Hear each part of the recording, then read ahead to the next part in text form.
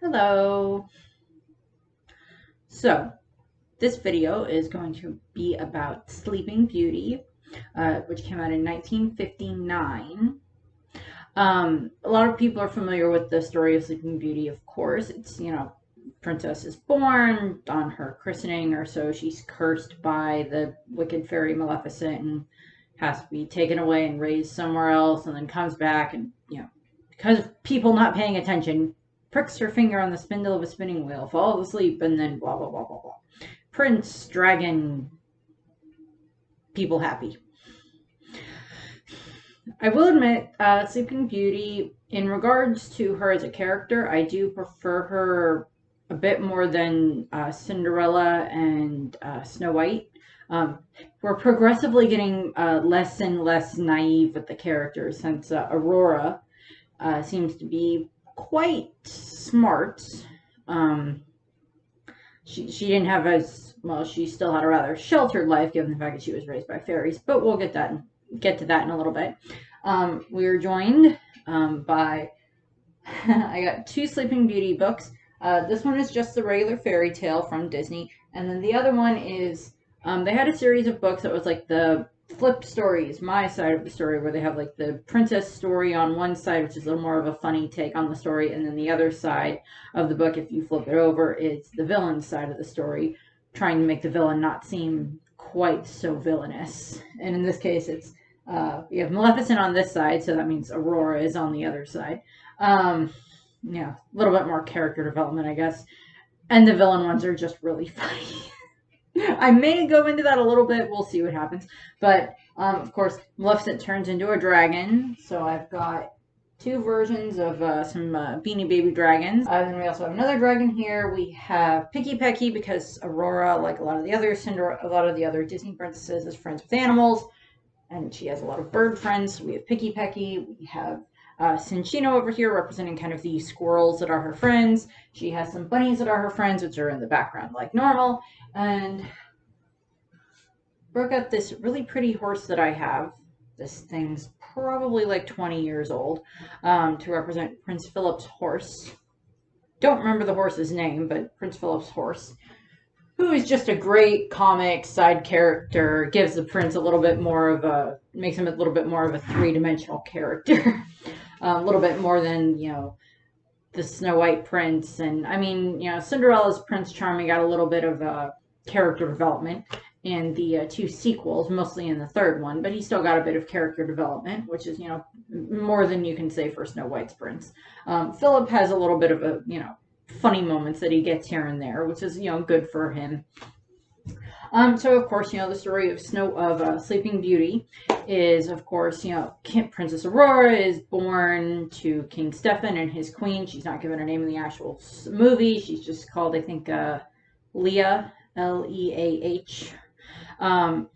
Gives birth to a daughter. They're filled with joy. They name her Aurora after the Roman goddess of the dawn. Huge party ensues. Everybody's gonna have, there's huge christening, and the nobility and royalty and gentry and, everyone is, celebrating the birth of the princess. I'm gonna say this now because I'm probably gonna point it out a few times throughout the movie. Sleeping Beauty itself is, you look at the frames of that movie, and almost every single frame of that movie, you look at the backgrounds in and of this movie itself, and they look like they would be portraits. They're all based on the idea of the unicorn tapestry from like the medieval time frame, and I'll put a picture of it here. It's beautiful. One of the designers for Sleeping Beauty saw that and decided that, and Walt saw what he did with that and was like, we want that to be the design for the whole movie. That styling of the characters and of the backgrounds to look like that. Which for some reason results in square trees. Still beautiful movie. Still beautifully done. It's, it's the wide shots. I love them. Back to the actual story. So, we have everybody showing up for the christening of the baby, and his friend King Hubert is there, and his son Philip is there with him. And I love this shot of Philip, like, basically getting introduced to the princess, who's like probably only a couple of months old. if that. And he's just like, oh. He's like, oh, what is this? And it's like, unbeknownst to him, it's an arranged marriage. And then, of course, you have the three fairies, Flora, red, Fauna, green, Merryweather, blue. To bless her, Flora gives her the gift of beauty, gold of sunshine in her hair, lips that shame the red, red rose. And Fauna gives her the gifts of song, so she's able to sing, like, the most beautiful, has the most beautiful voice anyone has ever heard. And then, of course, before Merryweather can, give her her gift, we get the awesome appearance of Maleficent.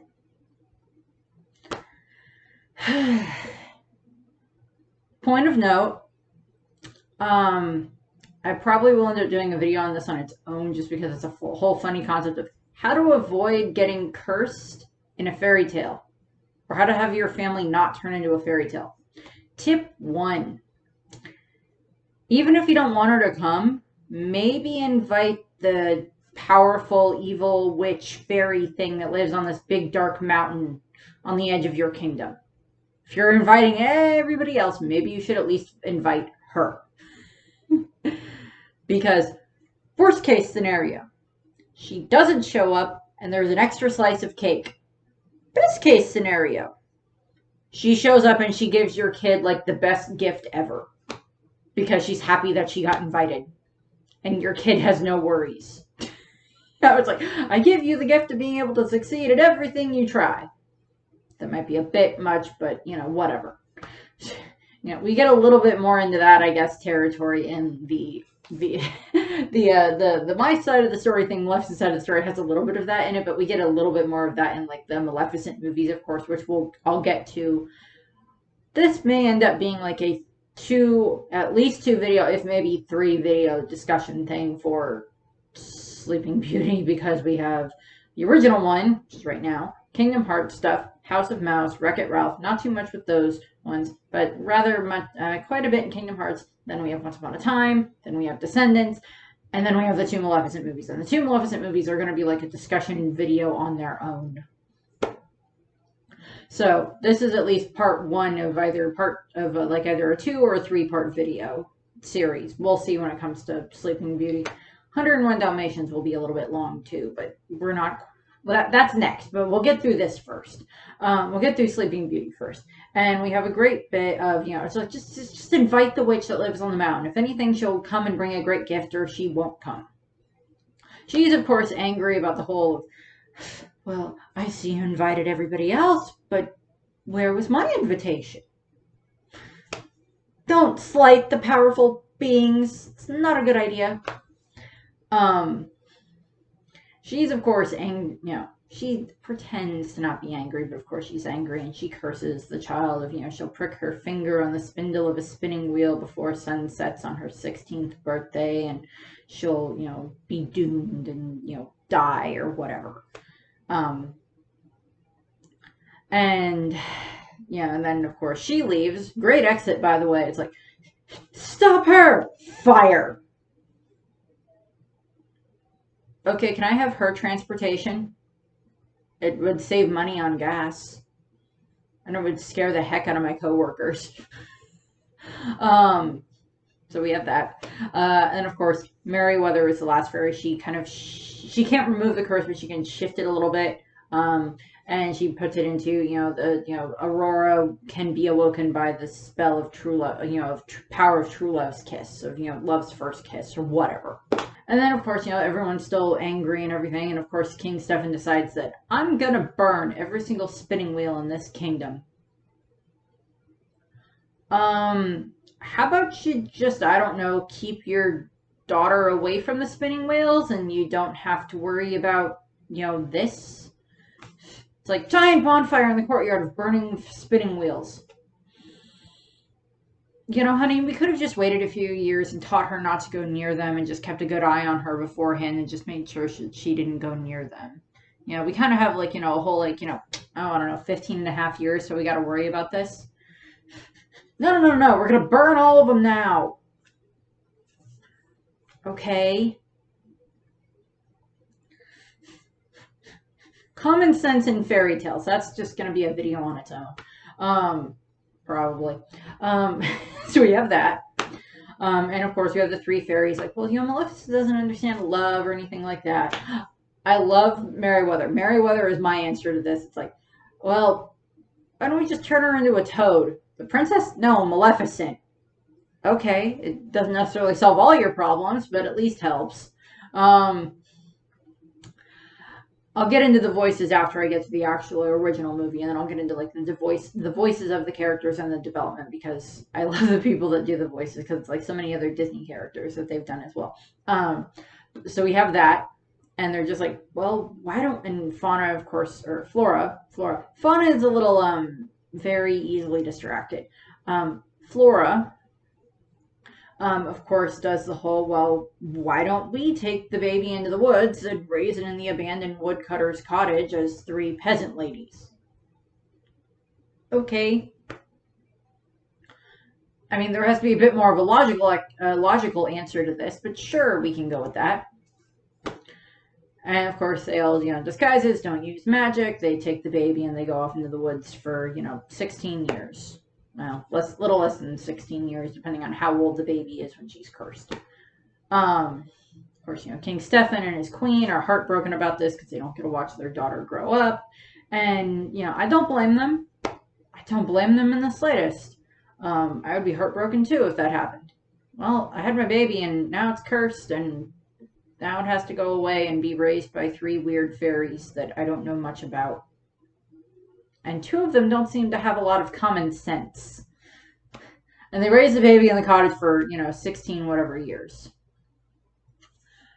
For whatever reason, I was like, okay, fairy tale is suspension of belief. When we cut ahead to the day before her birthday or whatever, we get the idea of, okay, Flora and Fauna and Merryweather are discussing, well, we have to make her a dress for her birthday, and we're going to make her a cake and everything. And they're just like, but she's never cooked, and you don't know how to sew. I'm like, how have you survived for 16 years without knowing how to sew and cook? How have you survived for that many years? And again, this is slightly addressed in the Maleficent movies with stuff, and I'll get to that, but it's just like, none of you know how to take care of a baby. How did the baby even survive for 16 years with the three of you watching over it? Makes no sense, because y'all don't know how to cook or sew or anything like that yet. Aurora seems to have grown up and, grown up well and everything. It's just like, okay, well, you get points for at least making sure that she grew up to be a nice person. You might want to have a few tips on how to, clean and sew and cook. Might be a wise decision. Issues, nitpicking, yeah. I'm sure that was brought up in like story meetings when they were doing the original one. We make the comment about the fact that they can't cook. How are we supposed to do this? Just go, move on to the next part. Move on to 16 years later. The baby survived. It's fine. Okay. They send Aurora off because, Aurora grows up and is very beautiful, of course. This is where I say she has a bit more common sense than Cinderella and Snow White. She seems to be able to tell when people are, that she can quite tell that her three aunts are, oh no, nothing's going on. Go out and pick berries. Come back later with lots and lots of berries. And don't hurry back and don't talk to anyone. I'm like, she's gonna have no people skills, and she's gonna be a princess by the end of the day or by next day or whatever. And I hope you at least taught her to read. Hope y'all at least taught the princess how to read. And Flora, Fauna, and Merryweather. Flora wants to make the beautiful dress for Aurora. Fauna wants to bake a cake. Oh God. And Merryweather unfortunately gets roped into being the dummy at the beginning. And I love the joke that Flora and Merryweather have to go through when it comes to designing the dress, and she's like, just all the way that Flora tries to make the dress, I'm like, no.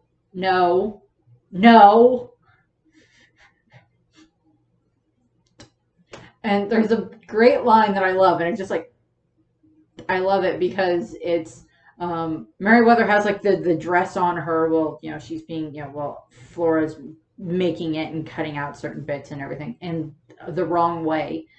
And she's just like, it looks awful. Meriwether's like, it looks awful. And Flora's like, that's because it's on you, dear. Ow. Okay, yeah. Disney even back then knew how to sneak burns into a movie. Good on that. And Fauna is not having a good time when it comes to baking the cake, considering she tries to stack it and frost it when it hasn't been baked yet.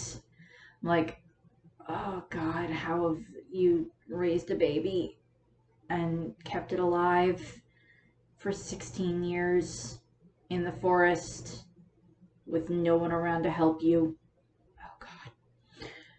Aurora's moving on. Aurora's off in the woods, and she's singing and talking to the animals and everything. And Sleeping Beauty doesn't really have any huge over-the-top musical numbers. We have, the Once Upon a Dream, which I'll get to. And we have I Wonder when she's kind of walking through the woods. But there's not really that many other, huge over-the-top musical numbers that happen in it. There had been a few planned, but because of how they based the music off of the ballet by, I believe it was Tchaikovsky. I believe so. Yeah, I think it was Tchaikovsky. That was the one that they used the music from his ballet as the basic soundtrack and the basic layout for how to do that. And then they did certain songs around that. So we get that. And, Aurora's wandering through the woods. And then we get, the guy on a horse. Prince Philip, obviously. He's riding through the woods. And I love his repartee with his horse. It's so funny.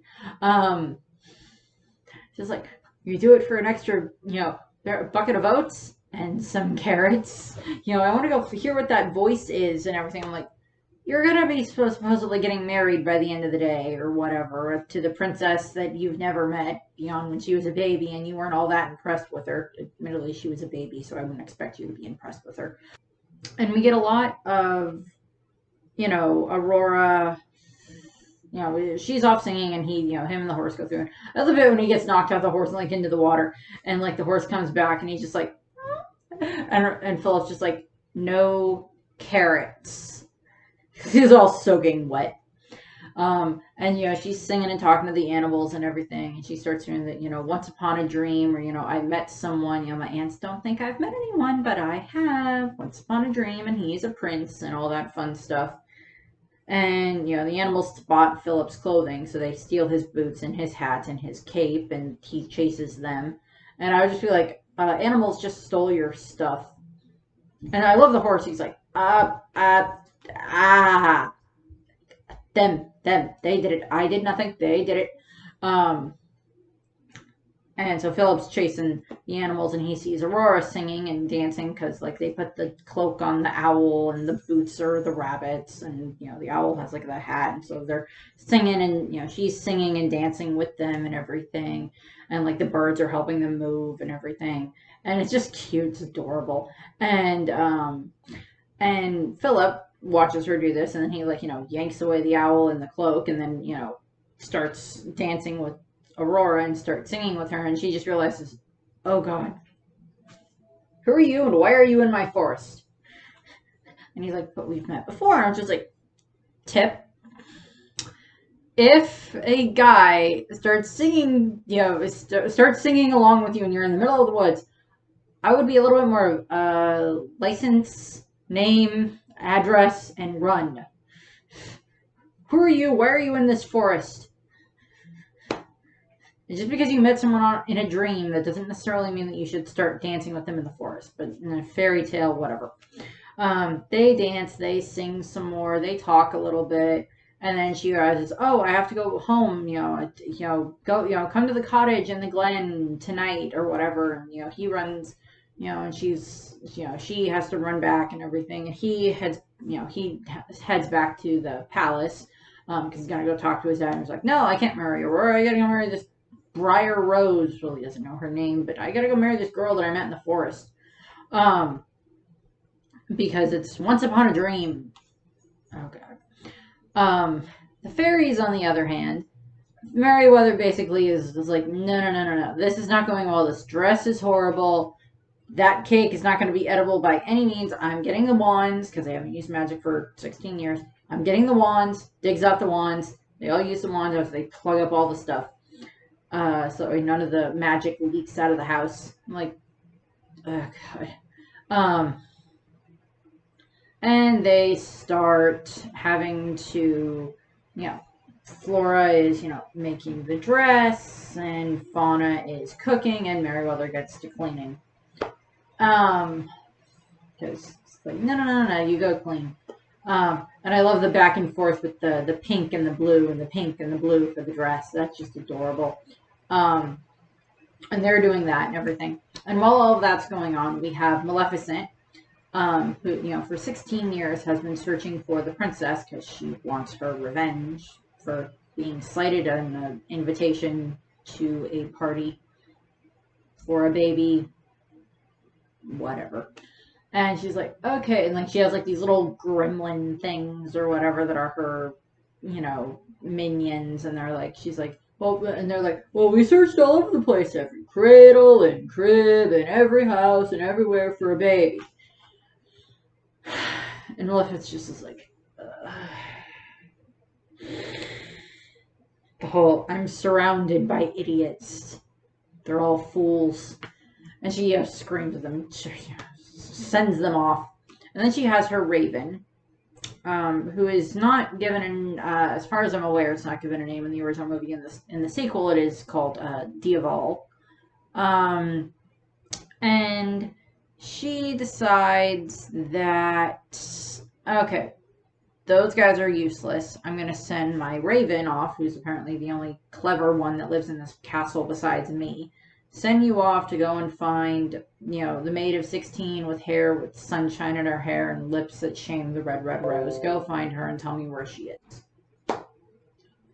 And, when he heads off, and I mean, you give the bird credit. He's doing his job. He's trying not to die, first of all, and, he's heading off to try to find the princess.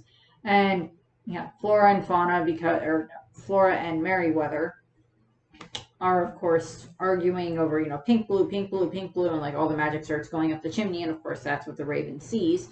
And he comes in and he sees them dancing around, and then he sees, Aurora shows up after they get, the cake's made, the dress is ready. I love it when they just like the blue and the pink splat on the dress, and it's just like half pink, half blue. I'm like, well, you'd make a fashion statement if she showed up that way, that's for sure. Trivia: the reason that the dress goes blue and pink all over the place is because of the fact that the writers could not decide, the writers and the artists could not decide whether they wanted the dress to be pink or blue. So they just made that part of the story because they liked Aurora in the blue dress, her in the blue dress, and they like her in the pink dress. Pink dress. I admittedly very much like both. In this shirt, I would say she's probably more in the kind of the bluish type dress or so, but I've, there's other shirts out there that have her in the pink dress. And so they have that, and they just worked that into the story and made that part of the story, which I think was funny. At least they didn't have, the pink, blue, green, pink, blue, green. Just pink and blue are enough. Aurora could probably have pulled off green as well. In regards to Fauna, but so that and they stop the whole music, or they stop all the magic and everything by the time Aurora gets back, or just in time. I love the bit where it's like, who left the mop running, and the mop is still like dancing around and mopping the floor, and it's just like, who left the mop running? I'm like, can I have one of those? Magic mop does all the mopping for you, and the brooms and everything that do everything for you. Can I have some of that? That'd be very helpful.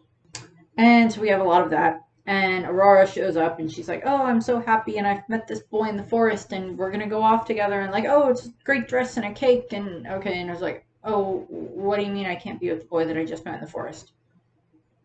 What do you mean I'm engaged to a prince? I have to be a princess to marry a prince.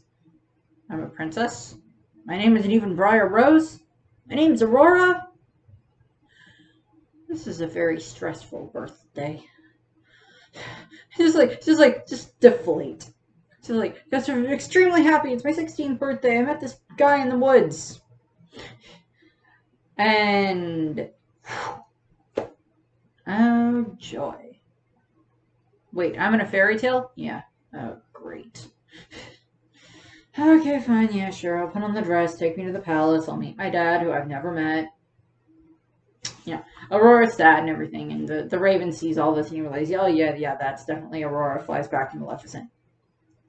Aurora, Flora, Fauna, and Merryweather all head back to the palace.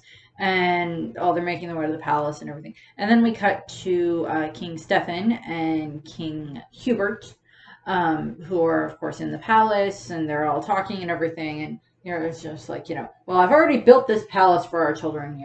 Hubert's like, oh, this palace is already built and everything. We want grandkids. And the king are just like, blah, blah, blah, and the kings like argue and everything. And of course, you get this great bit where they start attacking each other because it's just like, and Hubert uses a fish to attack King Stefan, which I just find so funny. And of course, we have the minstrel in the background who gets drunk.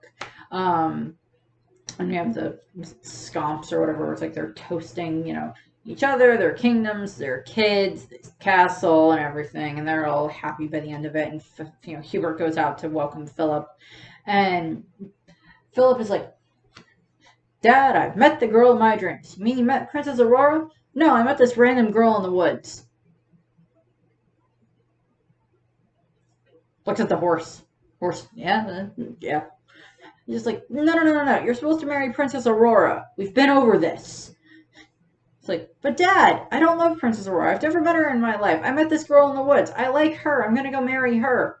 But you're a prince. You're supposed to marry a princess and all this fun, all this stuff and everything. And he's just like, but Dad, this is the 14th century. And he's like, but it's kind of the whole thing, that you live under my castle. You will live under my rules type thing. And he's like, but Dad, wake up. It's the 14th century. And of course, that leads into and I'm just going to mention this now because I find it hilarious, the meme of, yeah, Dad, wake up and smell the plague. It's the 14th century. Yeah, wake up and smell the plague. It's like, I love that meme. I find it hilarious.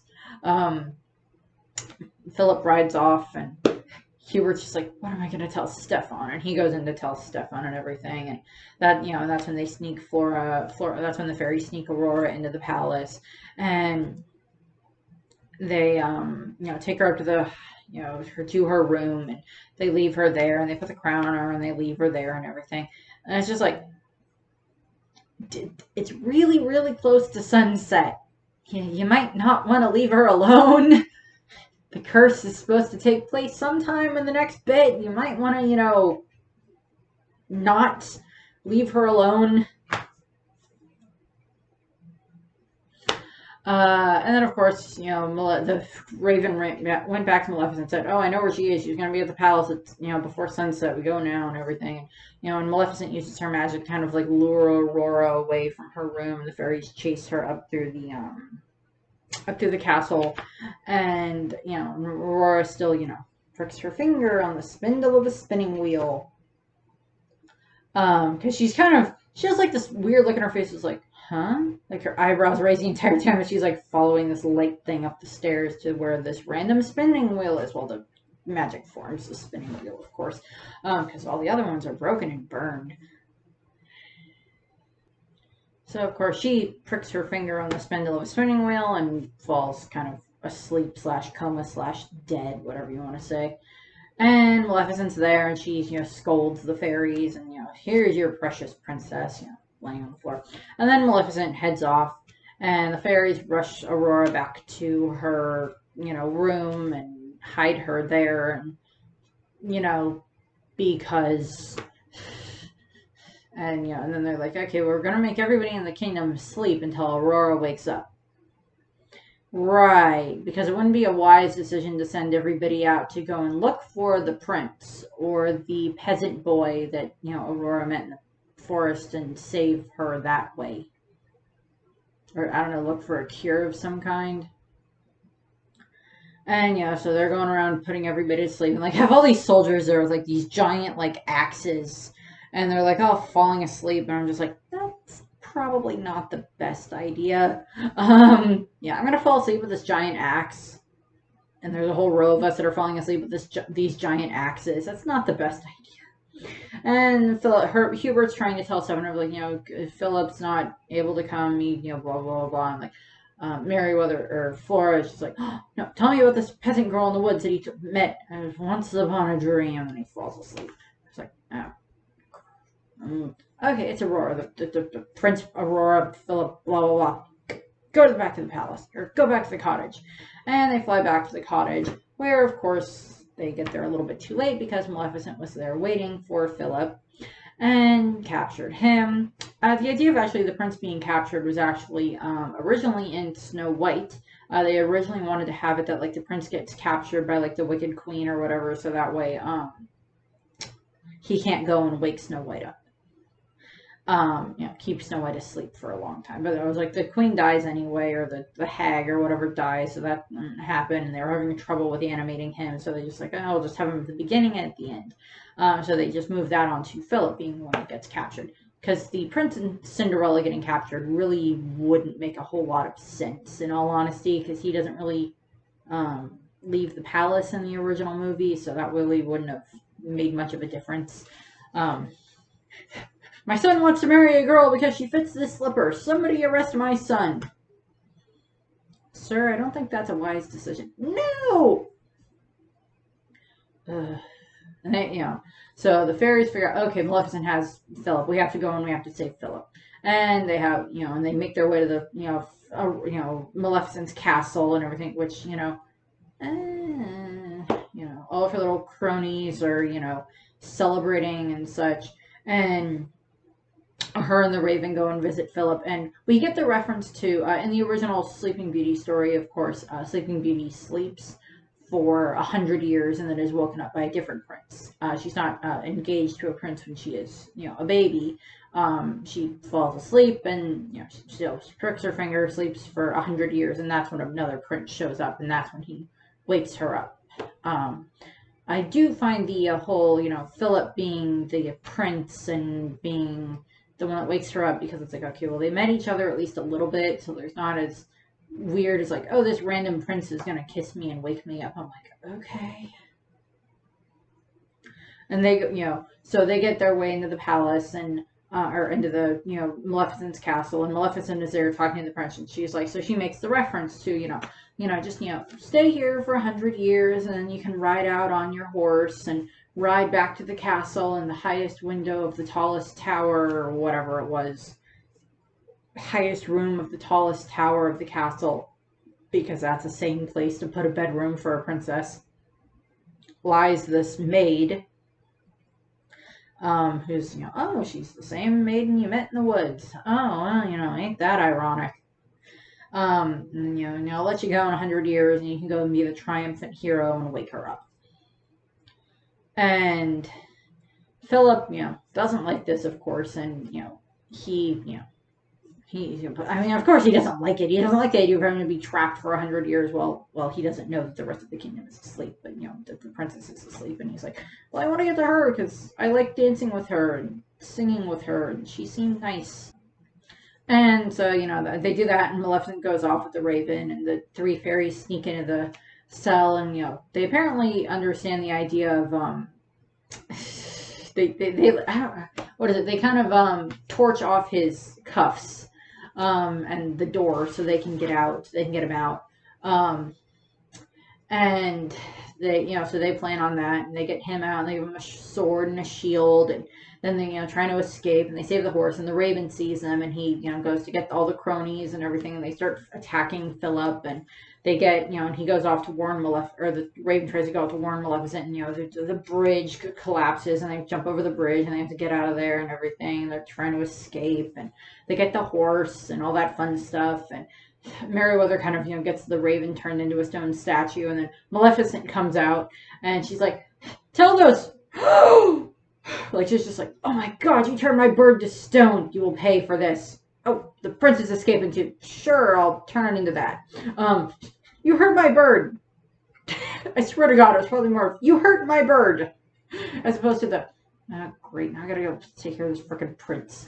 No, so she, tries to attack the prince and does the whole thorns surrounding the entire palace, or around the King Stephen's castle and everything, which, I think in at least a couple of variations of the Aurora story of Sleeping Beauty. That at various points in time, I think that it is like the thorns grow around everything because the thorns and roses growing around the palace and everything while Princess is asleep. In some cases, it's the kingdom sleeps with her. In other cases, it's she's her family leave because they can't bear to be around their daughter that won't wake up for another 100 years until the prince comes along that can wake her up, and they go and do that. I've read a few variations of Sleeping Beauty, so there's sometimes it has that, sometimes it doesn't. It just differs a little bit. And so then Philip starts hacking his way through the thorns and everything, which they're a little bit on the gnarly side. I don't, not exactly something I want to have to deal with. But props to him and props to his horse because at least Philip has a shield. The horse is like all this open body that can be it's a good horse. Um, and so he hacks through those, and then Maleficent shows up in the dragon form and get all the powers of hell. The dragon sequence, people thought originally that was going to be way too scary for kids at the time, and I'm just like, you're the ones taking the kid to a movie. I'm just like, but when I was a kid, I was afraid of Beast from Beauty and the Beast, and admittedly, that movie came out when I was like maybe 3, so and of course we get Philip fighting the dragon and up the cliff and up the cliff, and then slaying Maleficent, and she dies, and I mean the artwork for the dragon and the fight are beautiful. I love how they do that for the artwork. That's just great for that fight. And just Maleficent in general for like the scale that this is supposed to take place on, and scale that all the battle takes place on is great. And so Philip uses the sword and kills Maleficent, and all of the vines and everything vanish, and then he's able to get through the castle and up to the bedroom where Aurora is, and he kisses her and wakes her up, of course, because true love's kiss wakes her up. And then that wakes up everybody else in the kingdom, all the knights and soldiers and peasants that were there to celebrate, and the lords and ladies and everything, and the king and the queen and King Hubert and everything wake up, and King Hubert tries to explain of, well, Philip and love and stuff, and it doesn't go anywhere because that's when Aurora and Philip come down the stairs, and he's just like, but the Hubert is so confused. He's like, but the girl in the forest, I'm so confused. Just funny. And so we get Aurora and Philip start doing the dancing and everything, and they start waltzing around, which is just beautiful. And the fairies start doing the dress back and forth, of course, between pink and blue, and then we get the bit of them dancing on the clouds, which is actually that the idea of them dancing on the clouds had been something that Walt had wanted to use back in Cinderella. But they didn't quite have the best way of doing that for Cinderella. They couldn't quite fit it into the story, so they fit it into the Sleeping Beauty story instead. And of course, we have the closing of the fairy tale book. And that's where the original movie ends. Aurora and Philip are happy. The kingdom's awake. Stefan and the Queen, of course, have their daughter back. Just like, you haven't met your parents in however many years, and blah, blah, blah, yeah, whatever. And we're going to do a little bit about talking about the music first for Sleeping Beauty, and then we'll go into a little bit more of how it came to be the way it is. So, as I said, the score is based on Peter Tchaikovsky's ballet Sleeping Beauty, and then composed by George Bruns, was the one that came in and did the composition for Disney. There are a few few themes that they did bring in, that they did use, and some other ones that they created for it. Like they wrote, the Once Upon a Dream and everything, and the different songs and everything that are there throughout the movie, and the scomps, whatever it is, it's the toasting song for the fathers. One of the original ideas actually for instead of it being the toasting song, it was, how, nowadays, it's like, you pull up your phone and it's just like, okay, well, let me show you pictures of my kid. Well, you show me pictures of your kid, competing that way. Or, it used to be, well, at the time when, Sleeping Beauty was made, of course, fathers would pull out, pictures that are their wallets of like their kid, or like all the pictures falling down. I was like, these are all my kids, and this is my kid, and all this stuff and everything. My kids, my family, whatever. At that point in time, of course, portraits for, when the movie takes place, it's portraits. So we have Hubert and Stefan going back and forth with like different portraits of their kids, which Hubert having portraits of Philip, okay, that's fine. How would Stefan have portraits of Aurora? It's just my thought on that. I was like, how do you do that? And then we get a little bit more into the making of Sleeping Beauty. There's a quote by Walt that I really like, and I'm going to read it. May end up being a quote I use at some point for one of the videos, or like maybe the end quote for either this one or a different one. And it's, imagination is the mold from which reality is created. Centuries ago, men of vivid imagination created the fairy tales which live to this day. Even though in many cases the authors' names have been lost in the midst of antiquity. Of all those stirring legends of princes and princesses, of witches and fairies, and of triumph of good over evil, none has ever been more inspirational to me as Sleeping Beauty. That was a quote that Walt Disney had. He had been wanting to do Sleeping Beauty even at the same time when they did, Snow White. But they just didn't have it where they wanted it yet. He wanted to use that, that idea for so long. And, they had so many of the other movies that they had. And Cinderella was one of the movies that kind of, the previous fairy tale movie that they did was Cinderella, of course. They had Alice in Wonderland, and they had Peter Pan, of course, between the two, but they had Cinderella. And there are some of the same elements in both movies, in all three of the original Disney movies that are about the princesses. Prince finds the princess, falls in love, love's first kiss, or love's kiss that wakes him up, and everything. Some of those same dynamics. And they're like, well, let's use that. They'd actually been working on the story for Sleeping Beauty since about 1950. And had been in the archives for so long, as they did different treatments for it and tried to find the right music, the right voices, the right character designs that they wanted to do. This was one of the original versions of what Sleeping Beauty and of what Aurora and the Three Fairies were going to look like. Well, And then we get this one of Maleficent for what she was originally going to look like. A little more bug-like, which I prefer the one that they actually ended up using.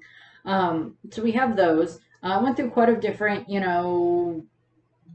variations for what they wanted to do with it. And eventually they thankfully settled on what they ended up with, which is more this, kind of gothic, very long lines, very, straight and very, wide images, but very tall things in the image. And the square trees. And they work through that. And so I do very much like how they did that, how they came up with all of that and worked their way through different things. And the art design of the movie was done by, one moment, I know that I have it here, was done by, okay, so guy that did most of the art design for Sleeping Beauty was Eyvind Earle, Eyvind. And that was kind of the main thing that he ended up doing at Disney, was the Sleeping Beauty stuff, but he had other things, of course, down the line that he had worked on. And, before that he'd worked on, and after that, of course, that he'd worked on. But that was the main thing that he had worked on. And he's the one that did all the very wide, very tall Gothic things that he had designed. And he kind of was a little bit of, Walt had put him in charge, and some of the artists didn't necessarily like some of the story designs that he had come up with. Not that they didn't think that they weren't beautiful, but they were just, didn't quite work for how they wanted to draw their characters. And that led to some animosity, I guess, between them. But in the end, it did end up being very beautifully done. And it is one of my favorite designed for Disney movies. So there was a lot with that. And then we get into some of the voices. Mary Costa was Aurora. She is the only voice actress out of the 3 original Disney princesses to still be alive. Both, unfortunately, the lady that did Snow White and the lady that did Cinderella, of course, unfortunately passed away. Adriana Caselotti,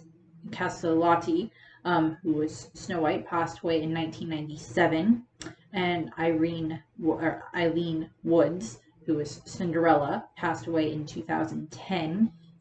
And she is the only, and Mary Costa is the only surviving cast member from Sleeping Beauty. Unfortunately, the gentleman that played the prince, and of course all of the others, unfortunately have passed away at the timing of this video.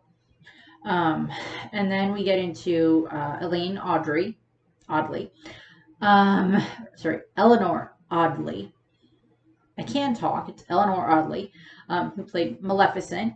And of course, if you think that her voice sounds familiar, it's because she was also Lady Tremaine in Cinderella and the Evil Queen in Snow White. She, of course, did a lot of the she did all the voices for those characters as well, but she also did a lot of the live action reference footage that they did for those characters, and played up at times for certain things, but also, so she was, in those costumes and such, and she, did a great job, and they would use her for reference for things. And then we have Taylor Holmes, who played King Stefan, and it was his final role. But we also have Hans Conrad, who did the live action reference footage for him. If you remember what I said in the Peter Pan video, he did the reference footage for Hook / Mr. Darling from Peter Pan. And he did some of the original voicing for the character before they had cast Taylor Holmes to play King Stefan. And then we have Barbara Luddy, who voiced Merryweather in Sleeping Beauty. She also voiced Lady in Lady and the Tramp. And she voices the Mother Rabbit in Robin Hood, and Kanga, as in Kanga and Roo, from a lot of the original Winnie the Pooh stuff. And then we have Verna Felton, who plays Flora. She is also like the haughty, over-the-top matriarch elephant from Dumbo. She's fairy godmother from Cinderella, which is much closer to like who she really is. She was the Queen of Hearts in Alice in Wonderland, and she played Aunt Sarah in Lady and the Tramp, and she also plays Winifred, who is kind of the mother elephant in Jungle Book, and she played that role. That was her final role for Disney. The Jungle Book came out, unfortunately, after she had passed away, so it was a posthumous role. Some Disney trivia. Aurora is only second to Dumbo, who does not speak at all in his movie, of course, as a Disney title character for the fewest lines of actual dialogue, not including singing, but actual dialogue throughout the movie. And she says, of course, nothing for about half the film because she's asleep. And she doesn't really have any, lines at the end of the movie or anything like that. It's mostly at the, in the middle part and everything where she has all of her lines, not including singing, as I said. And of course, the original concept came in 1950, and been at the studio for quite a while since they'd done Cinderella and Snow White. They're like, well, let's do another fairy tale, because Lady and the Tramp is not a fairy tale. Peter Pan and Alice in Wonderland, we would consider them fairy tales today, but they're not ones that have been around in our culture for, at that point in time, they weren't ones that had been around. They'd been in the culture for like less than 100 years for Alice in Wonderland and Peter Pan, whereas Snow White and Cinderella and Sleeping Beauty, those had been in our, collective culture for several hundred years for some of them, and for the cases of like some of the Cinderella ideas for, possibly over 1,000 years, depending on how far back you can kind of trace that. They have to use, in regards to sound effects, they used a flamethrower for the sound effects for the dragon. Because Disney, of course, had done training films for the military, of course, for World War II. They had flamethrower reference sound, so it's just like, well, let's just use that for the dragon. Okay, that works. as I said, the dress, they couldn't decide between pink and blue, so they just made that for part of the story to, just add that into the story for the fairies because that was funny. References outside of the original movie, of course, we have House of Mouse, Aurora and Prince Philip and Maleficent, both in her regular form and in her dragon form, make various appearances throughout House of Mouse.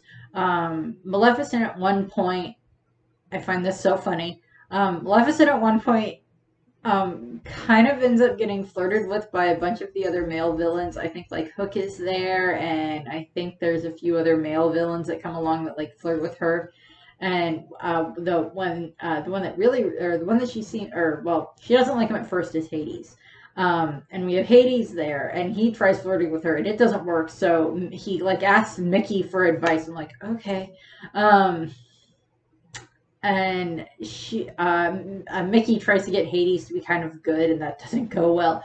And Maleficent is just like, no. And then she's like, I like it when you're bad, kind of thing. And it's just all like Maleficent and Hades kind of being together, which I find adorable and so funny. So funny. Yeah, Maleficent, has been in her dragon form a few times. They use that joke every now and then. Here's a picture of Maleficent with a bunch of other dragons, like, Pete's dragon, Elliot, and, a couple of the other dragons that have been in, Disney movies over the years. Aurora, of course, as I said, has made a few cameo appearances in House of Mouse. There's a one point where, like, Donald ends up, like, sleeping on the job, and she comments, and they call me Sleeping Beauty. Doesn't really do too much here and there. Pops up every now and then. There's like a Mickey's, as I said, there's like Mickey's magical Christmas snowed into the House of Mouse, and there's like Mickey's House of Villains where like all the villains take over the house on like Halloween, I think. And I'll get to like those ones later on at some point when I end up doing like just a House of Mouse video or like a couple of videos for the House of Mouse that I just think are so funny. I've looked on Disney Plus. It's not there yet. I want it to be because I want to watch it again, but they're not there yet. And then, of course, we get into some of the other stuff. Some popped up in House of Mouse. Aurora does have an appearance in Sophia the First. All the princesses do. Makes an appearance in Sophia the First. It's just like this Christmas special episode that they did. Gives, Sophia advice, and then she moves on. And then we have the Ralph Breaks the Internet, of course, where, of course, Vanellope is in the Oh My Disney World, or Oh My Disneyland area, and interacts with all the princesses. And, Aurora is one of the ones that was, cursed. So we have her here with Tiana, because they were both, cursed by a spinning wheel, of course, is what happened to Aurora.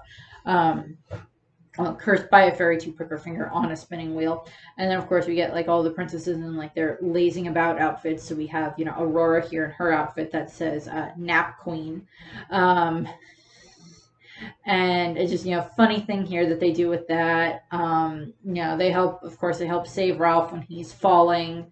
I'm trying to remember what Aurora does for that. I think it's just, I don't remember exactly what it is that Aurora helps with when she just helps with. She uses a spinning wheel because, of course, Aurora has a spinning wheel. Uses a spinning wheel to spin ropes out of Rapunzel's hair to catch Ralph when he's falling. Of course. And then we get into Kingdom Hearts. Kingdom Hearts is a little bit interesting because Maleficent is actually a rather big character in Kingdom Hearts. So we'll start with the original Kingdom Hearts game. Maleficent, Aurora isn't around very much in the original Kingdom Hearts game. She's, one of the princesses of Heart that's trapped at this like Palace of Oblivion or something like that, where Maleficent has captured all the princesses. She's there, so we just see her in like a stasis chamber, and then like after Sora frees them, all of the princesses wander around the castle, and you get to talk to them. But what happens is Maleficent is kind of the original one out of the villains that starts looking into the Heartless and into the Keyblades. And she kind of she doesn't capture Riku. She kind of coerces Riku into coming with her, and she's, does a whole, treats him very nicely, gives him, more power for him to use to, be like Sora. And, that slowly turns Riku bad. And kind of more allows Riku to be possessed by Xehanort. If you know the games, you know what I'm talking about. If not, go at least look them up. They're fun. And our original introduction to Maleficent is that she has this giant palace thing. It's like a Oblivion Castle thing or whatever, where all of the princesses are being held. And then we get a little bit more of the backstory about that in regards to Birth by Sleep. We get Birth by Sleep, all three, which is Ventus, Aqua, and Terra, running around in a few of the different worlds, and they land in Aurora's world. I don't remember what it's called. They just, they land in Aurora's world. Enchanted Dominion is what it is called. They land in Aurora's world. They're all there separately, of course. And Sora, helps deal with stuff in the palace. Terra helps deal with more stuff, I think, in the woods, if I remember correctly, to, fight Maleficent and everything. And then Aqua is the one that actually helps free the prince, free Prince Philip from the palace, so that way they can, that allows Prince Philip to go back to the palace and, wake Aurora up. So that way she's not, asleep. Of course, that's why you wake her up so she's not asleep. Sorry. So we do that, and you can run around in that world quite a bit. All the worlds you can just run around in for fun at various points in time, and they try to base the worlds quite a bit on like the actual artwork from the movie. So we have Aurora here from Kingdom Hearts. We have Maleficent. We have Maleficent as a dragon. We have Philip. And then, of course, we have the three good fairies, Flora, Fauna, Merryweather. They pop up at the beginning of Kingdom Hearts 2, where they give Sora some new clothes, because Sora grew up a bit and he needs new clothes. They help with that. Not too much else with that. So that's kind of where that ends for that. Aurora and the other princesses are kind of referenced every now and then, and flashbacks that Sora has. Not too much more happens with that. I mean, a lot of the princesses, have popped up in other Disney media, of course, and, in other things. I'm going to read you a little bit out of this book. That's the My Side of the Story thing. I think I have one for Little Mermaid as well, but I know I at least have this one because I didn't have one for Snow White or Cinderella. I kind of want to find those at some point. I do want those. I just haven't found them yet.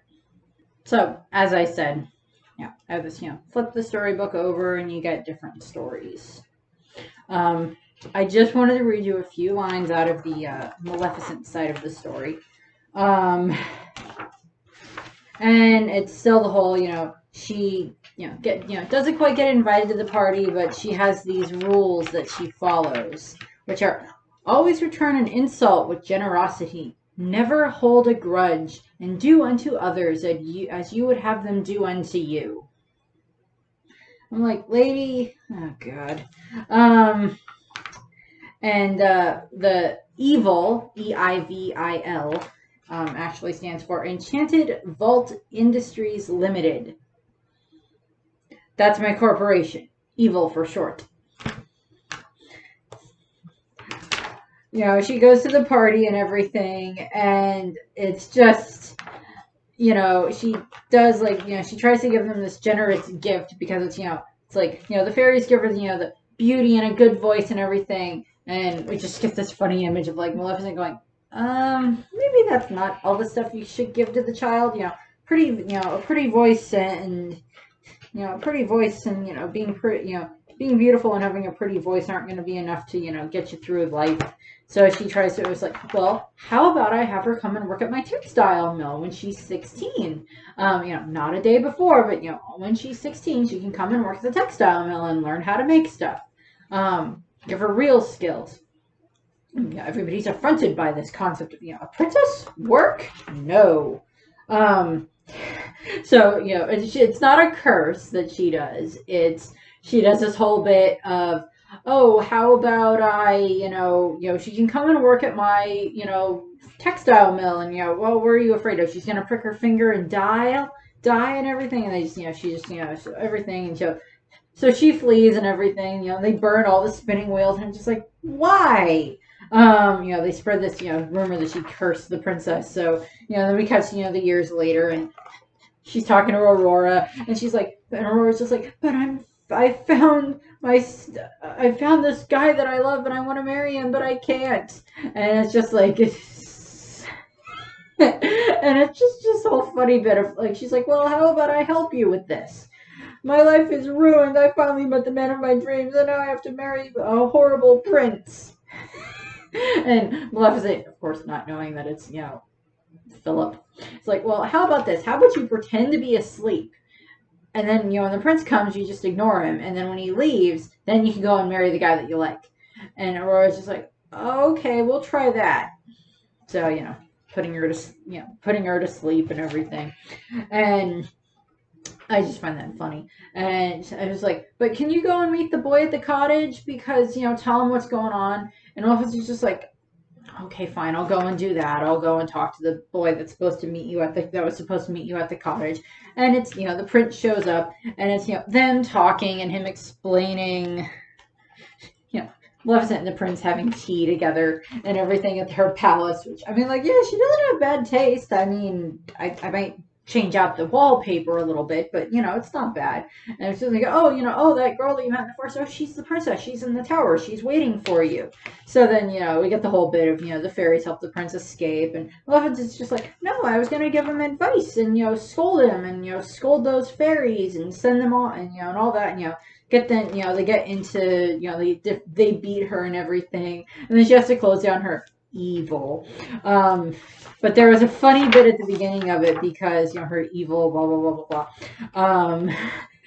The king had, turned down her, her poisoned apple of the month club or something like that.